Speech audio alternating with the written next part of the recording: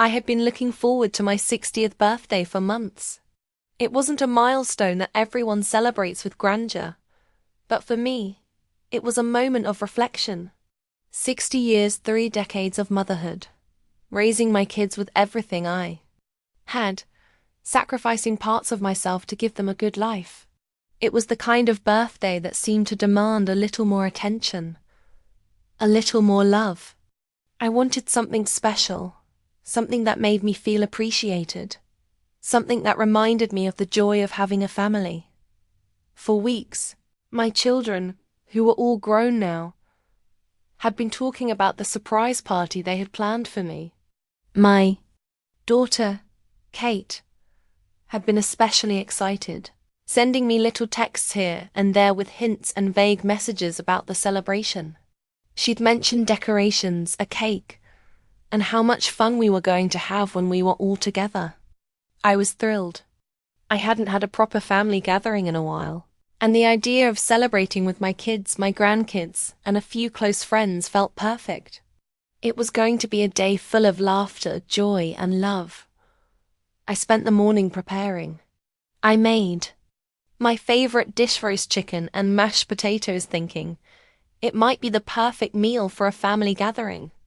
I also baked a simple chocolate cake, nothing fancy, just something that felt warm and familiar. I dressed in a new sweater I had bought for myself, a soft cream color that made me feel put together, even though I had no plans for anything extravagant. At around 3 p.m., I started to feel a flutter of excitement. The doorbell rang, and I immediately assumed it was one of my kids arriving early to help set things up. I opened the door, ready to greet them with a big smile, expecting to see my daughter, Kate, bursting in with all the energy she usually had. But as the door swung open, I was greeted by a strange sight. Standing there, on the doorstep, were my 3 children, Kate, Luke, and Jake, grinning from ear to ear, holding balloons, and chatting excitedly with a few people I didn't recognize. I blinked, surprised by the sudden presence of unfamiliar faces. The first thing I noticed was that there were a lot of people, more than I had expected. My house, which had once been a cozy haven for family gatherings, now felt a little too small for the crowd. But I smiled, not wanting to seem ungrateful. Maybe it was a larger party than I had anticipated. Perhaps they had invited some of their friends, or there were more people than I had originally been told. "Surprise, Mom," Kate said, stepping forward and giving me a quick hug. "We've got a big celebration planned for you." I tried to mask my surprise, even though it wasn't quite the intimate family gathering I had envisioned. "Oh wow," I said, my voice a bit hesitant. "This is more than I expected. How many people are here?" Kate smiled brightly, clearly thrilled. "Well, you know how we always like to go big. We invited a few of our friends, and you're going to love it. It's a fun mix of family and people we care about." The tone in Kate's voice was cheerful, but there was something about the situation that made me uncomfortable. I wasn't sure what to feel. A small part of me wanted to ask if we could have just a quiet family dinner. No need for the extra noise, the unfamiliar guests, the chaos. But I didn't want to come across as ungrateful, especially after all the work Kate and the others had put into the party. I stepped back, allowing the crowd to enter. There were people I didn't recognize, faces that seemed unfamiliar. Some looked like friends of my kids from high school. Others were spouses of family members, and yet more were acquaintances I couldn't quite place. The buzz of conversation, the clinking of glasses, the movement of people around me, it all felt overwhelming. This was supposed to be my celebration, my moment to feel loved and appreciated. But now it felt like I was losing control of it. Like it wasn't mine anymore. As the evening unfolded, I tried my best to be a gracious host, chatting with people, offering them food and drinks, and trying to keep up with all the noise. My kids flitted from group to group, laughing and enjoying themselves, leaving me behind in a sea of unfamiliar faces. I watched as they bonded with their friends, as they exchanged inside jokes, their laughter rising above the conversations. It felt like a distant memory of the closeness we once had, a closeness I had always worked so hard to maintain.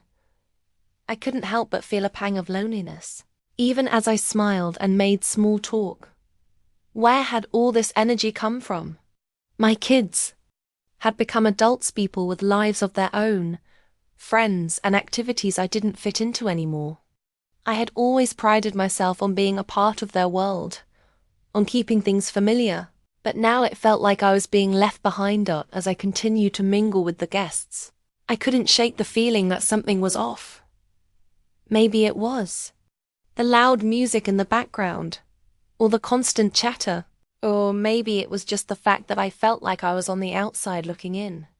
I had raised these children, given everything I had to them, but here I was, surrounded by strangers in my own home, unable to find a way to connect with the celebration. I made my way to the kitchen, hoping to find a quiet moment to catch my breath. The sound of the party seemed to fade as I stepped into the cooler, quieter room, and I closed my eyes for a second, allowing myself to breathe deeply. That peace was short-lived. Just as I began to calm down, I heard the sounds of footsteps coming from the hallway. "Mom." It was Luke, my oldest son. "Can you come out to the garage for a minute? We need to grab something." I paused, unsure of what he meant. The garage? Why on earth would we need to go to the garage in the middle of a party? I looked at him, trying to read his face, but he was grinning mischievously, the same playful expression I had seen 1,000 times growing up. I stood there for a moment, confused, and then nodded reluctantly. "Okay, sure," I said, though I wasn't sure why I was following him out there. But I didn't want to seem difficult, and I didn't want to draw attention to my discomfort as I made my way through the house. I felt the hairs on the back of my neck stand up. Something didn't feel right. The noise of the party grew fainter as I approached the back door, and I could hear the muffled voices of my kids and their friends fading away as I stepped closer to the garage. Luke led me toward the door, and just as I reached it, something unexpected happened. With a sudden force, the door was slammed shut in front of me. My body jolted as I realized what had just happened. It wasn't a mistake, it was intentional. The garage door had been locked. "Hey," I called out, trying to open the door, only to find it was sealed tight. "What's going on?" "Let me out. Just stay in there, Mom." Kate's voice called out from behind the door, sounding distant but loud. "We're having fun. Don't spoil it." I stood there in stunned silence, trying to understand what was happening. How had my children, the ones I had raised, the ones who were supposed to love and respect me, locked me in the garage? On my birthday? It didn't make sense. My breath caught in my throat as the reality of the situation sank in. It wasn't just a joke. This wasn't playful or harmless. It was a deliberate, cruel act that left me feeling small, invisible, and utterly betrayed. "Let me out, please." I called out, but there was no response. The laughter and chatter from inside the house continued, completely ignoring my cries. The realization hit me like a cold wave. They didn't care about me the way I thought they did. This wasn't the birthday I had imagined, and it wasn't the celebration I had expected. I had been locked away, left out of my own party, simply because they thought it would be funny. And as I stood there in the darkness of the garage, the harsh reality of my children's indifference to my feelings became undeniable. The party went on without me, and for the first time I began to question everything about my relationship with them. The silence in the garage was deafening, punctuated only by the faint sounds of laughter, music, and conversations from the party just on the other side of the door. I stood there, my hands pressed against the cold metal door, trying to make sense of what had just happened.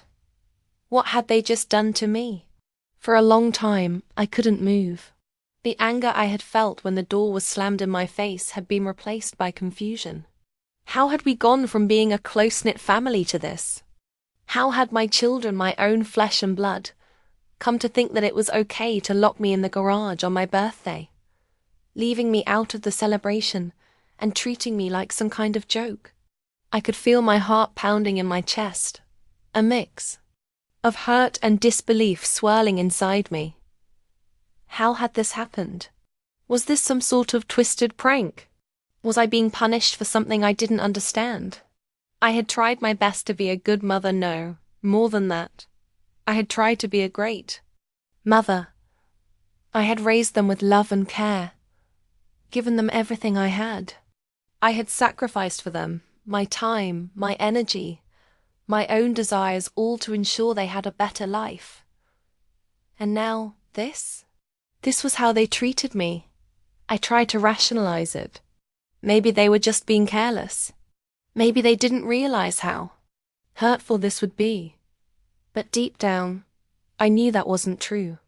They had locked me in the garage, intentionally, and without any regard for how I would feel. They knew what they were doing. I paced back and forth in the dim light of the garage, which was cluttered with old boxes, forgotten items, and the faint smell of dust.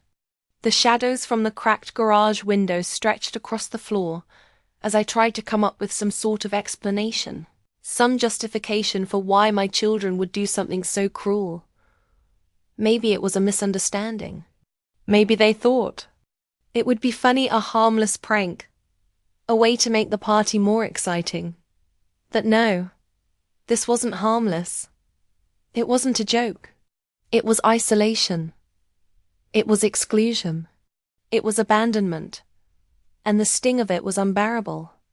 I thought back to the years I spent raising them. The late nights, the school projects, the moments when they needed me, and I was always there. They had always known they could depend on me. I had always been the steady presence in their lives. But now, after all those years of caring for them, of giving them everything I had, I was left alone in a dark garage on the one day I hoped to be appreciated. The more I thought about it, the more the hurt turned into a slow burn of resentment. Why? Why had they done this? And how could they be so callous? My mind raced, but it kept returning to the same place. My children had grown up, yes, but had they really grown?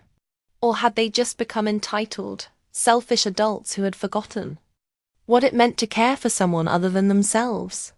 I leaned against the wall of the garage, my hands on my face, trying to hold back the tears. My heart ached with the weight of it all. Had I really failed as a mother?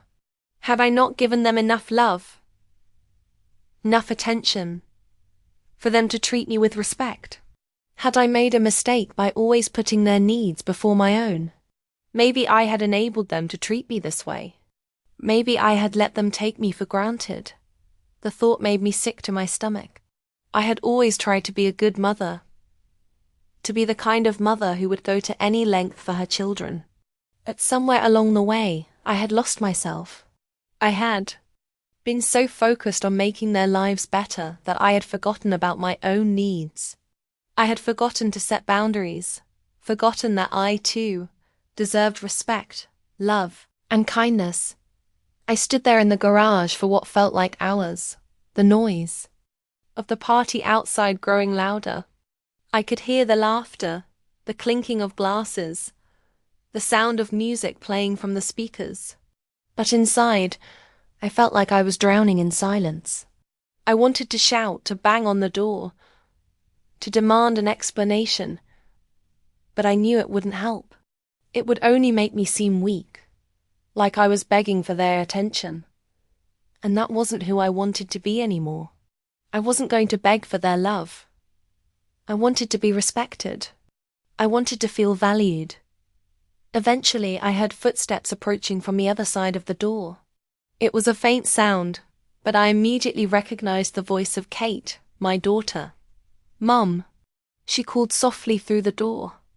"Are you okay?" Her voice was so different from the cheerful, carefree tone she had had earlier. Now, it was tinged with hesitation, with guilt. I could hear it in her voice, and I wasn't sure whether I wanted to respond or let her stew in the discomfort she had caused. "Let me out, Kate," I said, my voice cold, my anger still bubbling beneath the surface. "What is this? What kind of sick joke is this?" The door clicked open just a little, and Kate stepped inside. Her eyes red-rimmed, her face etched with remorse. "Mum, I'm so sorry. I didn't mean for it to go this far. It was supposed to be funny." I couldn't believe what I was hearing. Funny? A joke? How could locking someone in a garage ever be funny? I didn't know what to say. I felt a swell of anger in my chest, but it was replaced by an overwhelming sense of hurt. She had done this to me. She and my sons had locked me away like an afterthought, like I wasn't even a part of their lives anymore. "Funny?" I repeated, my voice shaking with emotion. "This is not funny, Kate. You locked me in here like I was a nuisance, like I didn't matter. I thought this was going to be about me today, my birthday, but you turned it into a joke." Kate's expression faltered, and she reached out toward me, as though to offer comfort. But I stepped back. I didn't want her touch. I didn't want her apology if it wasn't sincere. "I didn't mean to hurt you," she said quietly, her voice trembling. "It was supposed to be a surprise, a way to get the party started with something funny. I didn't think you'd take it this way." I stared at her, trying to digest her words. How could you not think I'd take it this way? You locked your own mother in a garage on her birthday, Kate. Do you have any idea how that feels? Kate hung her head in shame, not looking at me, but I could see the tears in her eyes. "I'm so sorry, Mom," she whispered. "I really am. We were just trying to have some fun, but I see now how wrong we were. I shouldn't have let this happen." For a moment, we stood there in silence, the weight of the situation settling over us. I could hear the muffled sounds of the party continuing in the background, that all I could focus on was the fact that I had been so carelessly discarded by my own children. The relationship we once shared, the love I had given them, seemed like it had been swept away with one careless act. "I don't know if I can just forget this," I said finally, my voice low and steady. "You need to understand that actions have consequences, Kate. And what you did today, it hurt, more than you realize." She nodded, her eyes filled with remorse. "I understand, Mom, I really do. And I'll do whatever it takes to make it right." But even though she was sorry, even though she wanted to fix it, I knew that something inside of me had changed. I couldn't just go back to how things were before. Something fundamental had shifted, and I needed time to process it. I needed to figure out who I was outside of being their mother, outside of constantly sacrificing for them. For the first time in years, I was left wondering what my role was in their lives, and whether I was willing to keep putting myself second for the sake of their happiness. It wasn't about them being bad kids, it was about me, about how I had let myself be treated. "I'm going to need some time," I said, my voice steady, but filled with an emotion I couldn't quite explain. "I need to think about what just happened." Kate looked at me, tears streaming down her face, and nodded. "I understand, Mom. I'll give you the space you need." As I turned to walk back into the house, I realized that this moment, though painful, was an opportunity for me to finally assert my own needs, to start standing up for myself.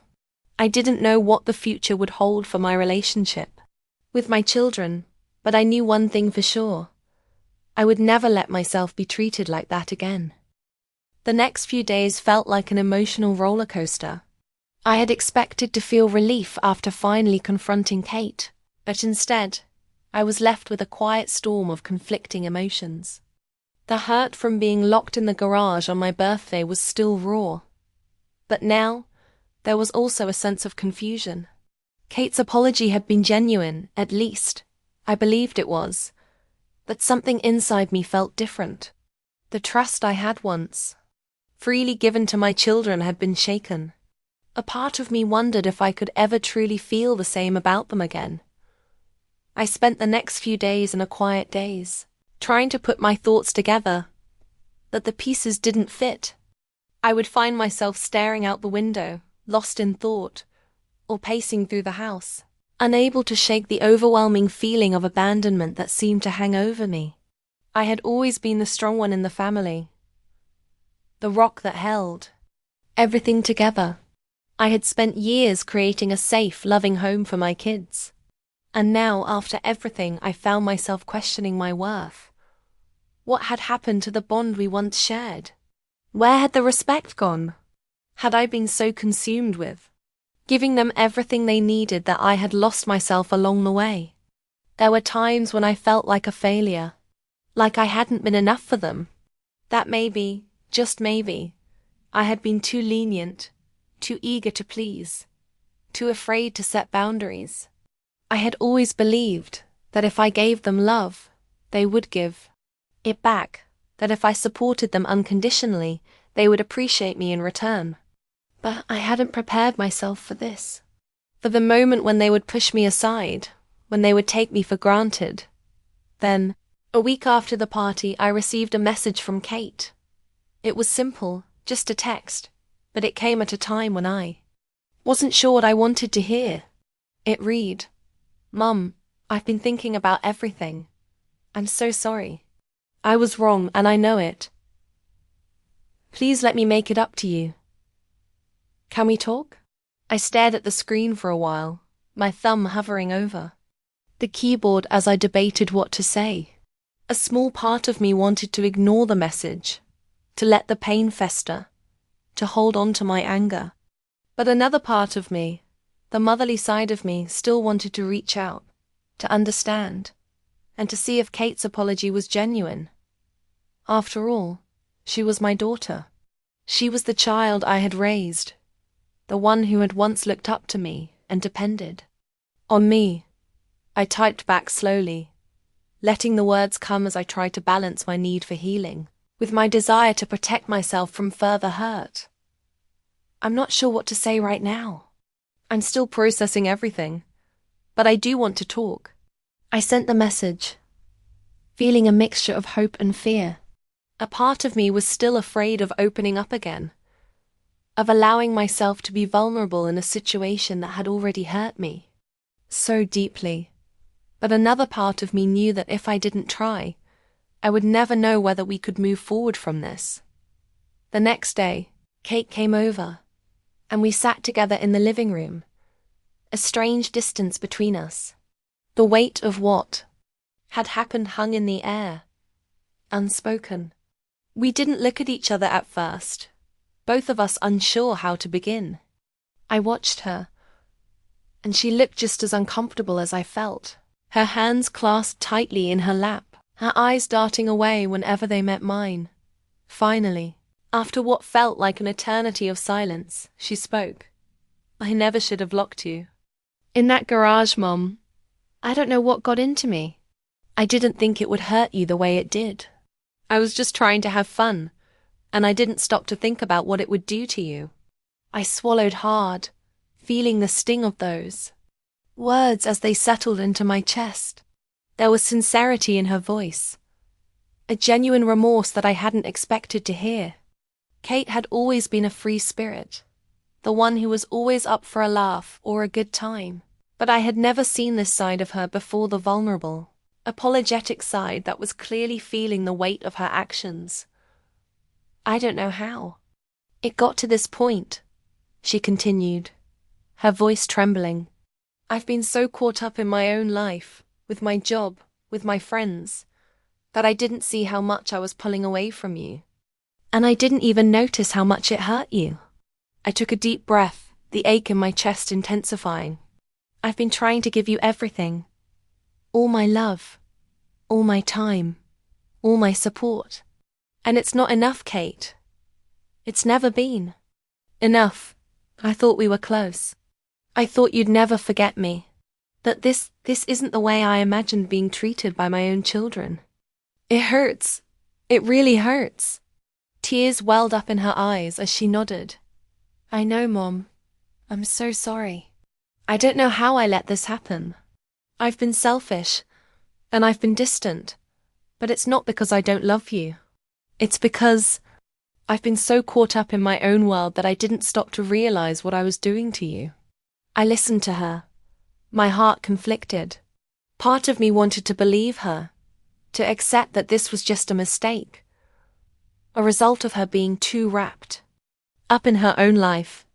But another part of me was still angry, still hurt by the fact that it had taken such a cruel act to make her realize how much she had pushed me away. I'm not sure where to go from here. Kate, I said, my voice softer now, tinged with both sadness and a hint of hope. I need time. I need time to heal from this. You can't just lock me away and expect everything to be fine after an apology. It's going to take more than that. She nodded, her face flushed with embarrassment and guilt. I understand. Mum, I really do. I don't expect you to forgive me right away, but I'll do anything to make it right. I want to fix this. I want to fix us. For a moment there was silence between us, the weight of everything that had transpired lingering in the space. It was a quiet, uncertain moment, but it was the first time in a long while that I felt like there was a chance to rebuild. Not just with Kate, but with my family as a whole. I think we need to rebuild trust, Kate, I said, my voice steady. And that's going to take time. It's not just about the joke. It's about everything. About how we treat each other. About how we respect each other's feelings. She wiped her tears away, nodding. I know, and I'll do whatever it takes. I don't want to lose you, Mom. I've been a bad daughter, but I'm ready to change that. I studied her face for a moment, seeing the sincerity in her eyes. She was truly remorseful. And maybe, just maybe, we could move forward from this. Maybe we could rebuild, brick by brick, and learn to be a family again. But it wouldn't be easy. It would take time, patience, and a lot of effort from both sides. For the first time in what felt like forever, I didn't feel completely alone. There was a small, tentative hope that perhaps we could heal, if we both worked at it. Maybe this was the start of something new, something better. I'm willing to try, I said, finally letting out the breath I had been holding. But it's going to take time, Kate. It's going to take both of us. She smiled through her. Tears, a soft, hopeful smile. I'll wait as long as it takes, Mom, I promise. And as she hugged me, a small, hesitant part of my heart began to heal. The road ahead would be long, and the wounds would take time to mend. But for the first time in weeks, I felt like we might just have a chance.